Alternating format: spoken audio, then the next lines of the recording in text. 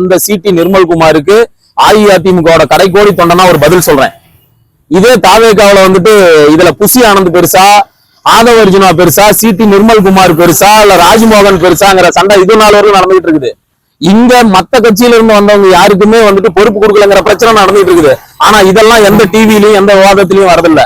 என்ன நீங்க சொல்லுங்க, சட்டசபையில எடப்பாடி ஒரு கேள்வி கேட்டாருன்னா, விவசாயத்துறை மந்திரி கேட்டாருன்னா இந்து சமய அறநிலையத்துறை அமைச்சர் சொல்றாரு. இந்து சமய அறநிலையத்துறையை பத்தி கேட்டாருன்னா ரெவன்யூ டிபார்ட்மெண்ட் அமைச்சர் சொல்றாரு. ரெவன்யூ டிபார்ட்மெண்ட் பத்தி கேட்டீங்கன்னா புசி ஆனந்த் எந்திரிச்சு ஒரு பதில் சொல்றாரு. புசி ஆனந்த் கிட்ட ஒரு கேள்வி கேட்டா ஆதவர்ஜினா ஒரு பதில் சொல்றாரு. நீங்க எல்லாம் ஃபர்ஸ்ட் வாய் பேசலாமா? உங்க கட்சியில பிரச்சனை இல்லைன்னு சொல்லி நீங்க எல்லாம் வாய் பேசலாமா? ஃபர்ஸ்ட் விவசாய பிரச்சனைனா உங்களுக்கு என்னன்னு தெரியுமா?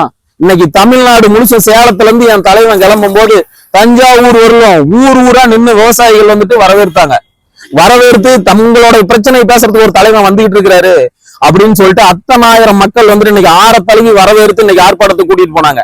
போய் என்ன பேசினாரு? எவ்வளவு மக்களோட பிரச்சனை பேசியிருக்கிறாரு. தமிழ்நாட்டுக்கு காவேரி வரலன்னு பேசியிருக்கிறாரு.